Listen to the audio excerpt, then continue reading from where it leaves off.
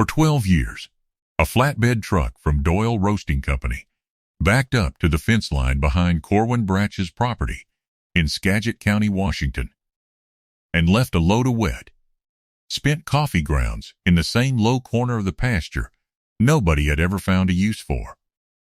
The same spot, the same routine, week after week for so long that nobody in the family could say exactly when it had first started.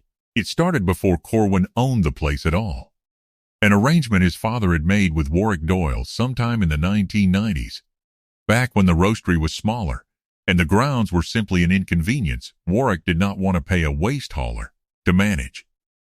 The Bratch family did not mind. The corner in question was low and often soggy, unfit for grazing anyway, and a standing pile of composting coffee grounds did not strike anyone as a problem worth solving, let alone an opportunity worth examining more closely by anyone who happened to walk past it. Corwin inherited the arrangement along with the rest of the property when his father passed, and he kept it going the same way he kept most things going, without much thought one way or the other. He was 34, quiet by nature, the kind of man who noticed a great deal and said very little about most of it, content to let a thing sit unexamined for years if nothing about it seemed to demand any real attention. And for years, the coffee pile at the back fence was just one more feature of a farm he had never entirely planned on running in the first place. Inherited more than chosen the way the whole property had been. Then, almost by accident, on a wet afternoon he was mostly just standing around in that corner, waiting on a delivery, hands in his pockets, watching a heron work the drainage ditch on the far side of the fence. He noticed something growing directly out of the old pile that had no business growing there at all. Pale clusters of fungus pushing up through weeks-old grounds with a speed that did not match anything he understood about mushrooms, or thought he understood, from the little he had ever bothered to learn about them growing up. He did not tell Warwick Doyle. He did not tell his neighbors, most of whom had never paid the coffee pile any attention at all in the first place, and would not have known what to make of the question if he had asked it out loud. He spent that whole next year quietly figuring out, mostly by getting it wrong more times than he ever admitted to anyone, what he had actually found sitting behind his own fence for over a decade. 6 years later, Doyle Roasting Company and 4 other regional roasters were delivering their spent grounds directly to Corwin Bratch by contract, paying him to take waste they used to give away for nothing, and in some cases, waste they had once quietly worried about the cost of disposing of properly, because the low, wet corner of a Skagit County pasture had become the base of operations for one of the more unlikely mushroom-growing businesses in the Pacific Northwest. If stories about overlooked opportunity, quiet persistence, and real fortunes built out of somebody else's waste mean something to you, subscribe and join our farming family. And tell us in the comments where in the world you are watching from tonight, wherever that happens to be. We would love to know how far this story has traveled. Skagit County sits north of Seattle in the wet, mild lowlands between the Cascades and Puget Sound. Country of dairy farms and berry fields and, increasingly, small specialty growers finding niches the larger operations around them had no interest in. A landscape where rain fell often enough that nobody thought much about moisture management, the way growers in drier country had to. The coffee industry in that part of the country produces an enormous, constant stream of a particular kind of waste. A roastery the size of Doyle's goes through spent grounds by the ton every month. The leftover material, from brewing samples and cupping sessions and internal quality testing, material that most operations simply pay to have hauled away. Because most people who have ever looked at a pile of spent coffee grounds see exactly what Corwin Bratch's family saw for 12 years. A wet, heavy, faintly bitter-smelling nuisance with no obvious second life. The kind of waste stream large enough to matter, and unglamorous enough that almost nobody in the industry had bothered to look closely at what else it might be good for. What Corwin found growing in that corner was an oyster mushroom, a species that turns out to be almost uniquely suited to spent coffee grounds in a way most other mushrooms are not.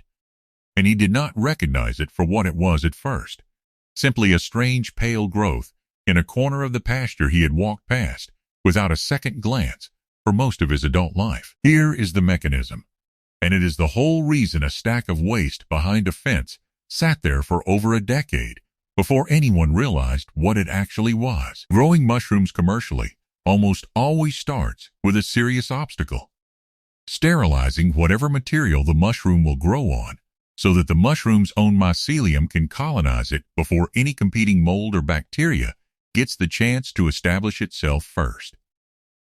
That step, done properly on straw or sawdust or hardwood logs, takes real equipment, real heat, and real time. Whole systems built around pressure cookers or steam chambers, large enough to process a commercial volume of substrate. And it is the single biggest barrier keeping most people from ever trying mushroom cultivation at any serious scale.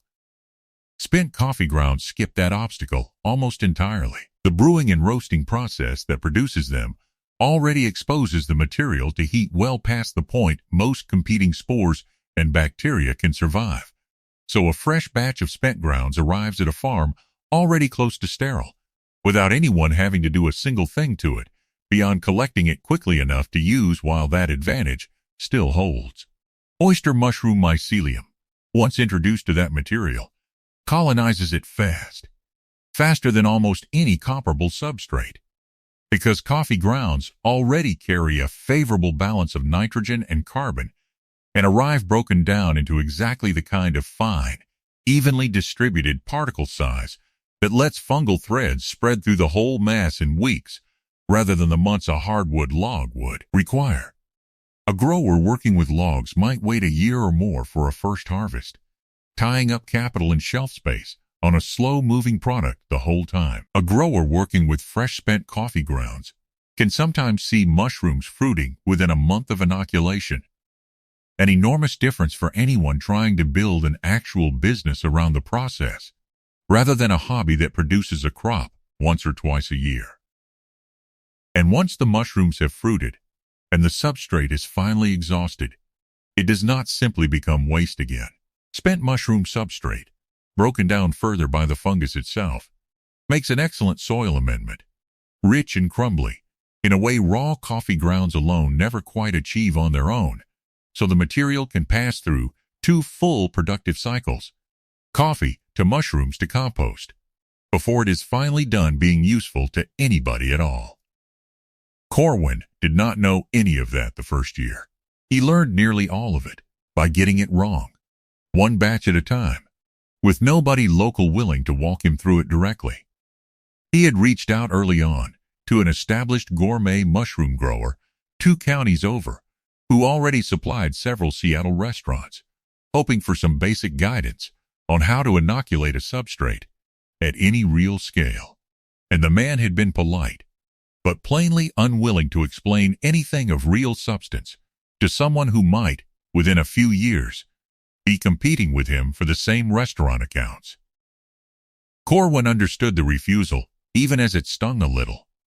It did not make the following year any easier. He built his own grow room in a converted section of the old barn through trial and error, ruining batch after batch to contamination before he worked out, mostly by keeping careful notes on what had gone wrong each time in a composition notebook that filled up faster than he expected. How to handle the grounds fast enough after delivery that competing molds never got a foothold, and how sterile his own tools and hands needed to be at every stage of the process, a level of cleanliness that felt excessive, right up until the one time he skipped a step and lost an entire batch to green mold within days. His own doubt was the steadiest resistance he faced through all of it. Nobody in the county mocked him, because almost nobody knew what he was doing behind that barn door in the first place. And nothing outside him was pushing back either. No skeptical neighbor leaning on a fence post to offer an opinion nobody had asked for. The obstacle was entirely internal, a running argument with himself, conducted mostly alone in a converted barn on quiet evenings, about whether a wet corner of pasture and a stack of somebody else's garbage could ever actually become a real business, or whether he was simply going to spend a few years failing quietly at something nobody had asked him to try in the first place. The false start came in his third year, right when it finally looked like the whole thing was working. He had scaled up from a handful of experimental bags to several hundred, sourcing grounds not just from Doyle, but from 3 additional roasters, eager to be rid of their own waste for free, delighted to have a taker with no strings attached and no cost to them. The early results looked extraordinary. Strong, fast colonization, heavy fruiting, more mushrooms than he had any idea what to do with, more than he could sell through the small handful of contacts he had built up to that point, old trays going soft on a shelf because he simply had nowhere yet to send them. Then, within a single month, nearly 40% of his new batches failed outright. Mycelium stalling, mold moving in where it never had before, an entire production cycle collapsing just as he had started quietly telling himself the business might actually work. The kind of failure that felt worse for arriving right after the first real taste of success. It took him weeks of frustrated troubleshooting to trace the cause. One of the new roasters supplying him produced a substantial share of flavored coffee, beans processed with added oils and syrups before roasting. And the residue in those particular grounds, harmless in a cup of coffee, was disrupting the delicate colonization process in a way plain roasted coffee never had, coating the fine particles in a film that seemed to smother the mycelium before it could establish itself properly. He had assumed wrongly that spent grounds were spent grounds regardless of source, one batch functionally identical to the next. That single assumption had nearly cost him the whole operation, just as it was beginning to prove itself, and he spent several sleepless nights convinced he had built something that could not actually survive being scaled up at all. He rebuilt from there with a strict specification, plain roasted coffee only, no flavored batches, delivered within a set window after brewing, a requirement he communicated clearly to every roaster he worked with from that point forward, and the failures stopped almost as suddenly as they had started. It was a food writer, not a chef, who first said out loud what Corwin had spent years quietly suspecting about his own product. She had come through the county working on a piece about regional food waste, following a tip about a coffee roaster whose spent grounds ended up somewhere unusual, tasted his oyster mushrooms at a small farmer's market stand he had reluctantly agreed to try that spring, and stood there in front of him telling anyone within earshot that the texture and flavor were noticeably better than the commercially grown oysters she bought regularly in Seattle. Dense and meaty in a way she said she had not expected from a mushroom grown, as she put it once she learned the full story, out of somebody else's trash left at a fence line for over a decade. That piece ran in a regional food publication that reached exactly the kind of small restaurant buyers Corwin had never had any way of reaching on his own. Chefs who read that particular publication religiously, looking for exactly this kind of local, offbeat sourcing story to put on a menu. And within a season, he had more orders than the converted barn could keep up with. A waiting list forming for a product that a year earlier he had been struggling to give away at a farmer's market stand nobody stopped at. What happened after that was not simply one grower doing well quietly on his own.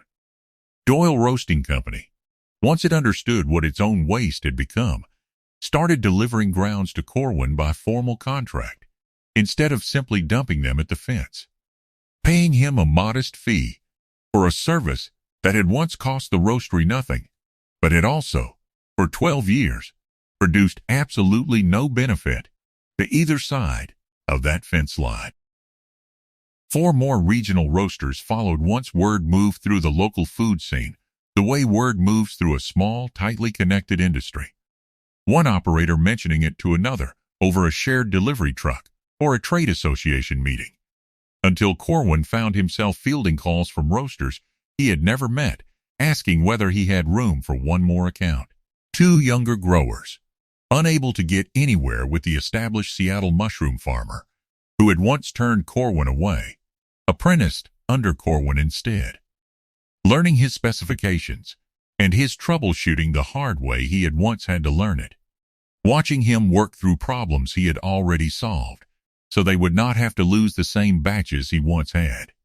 Both eventually started their own small operations on the same basic model, supplied by roasters in their own counties, carrying his particular set of hard-won rules: plain roast only, tight delivery windows, meticulous sanitation, into two more corners of the region that had never once thought about their own coffee waste as anything other than a nuisance. The low, wet corner of that Skagit County pasture is unrecognizable now.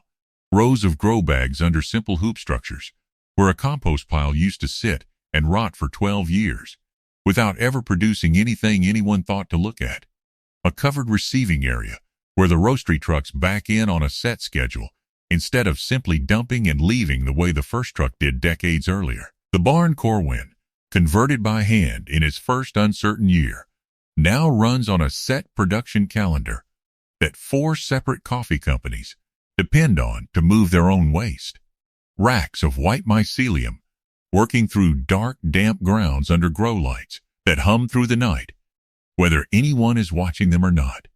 And on any given week, there is more fungus quietly working through more spent coffee. Grounds on that back corner of the property than most people driving past on the county road, glancing at a plain barn and an ordinary-looking hoop structure, could ever begin to imagine. Have you ever found real, lasting value sitting quietly in a place everyone else had already written off as waste? Tell us in the comments.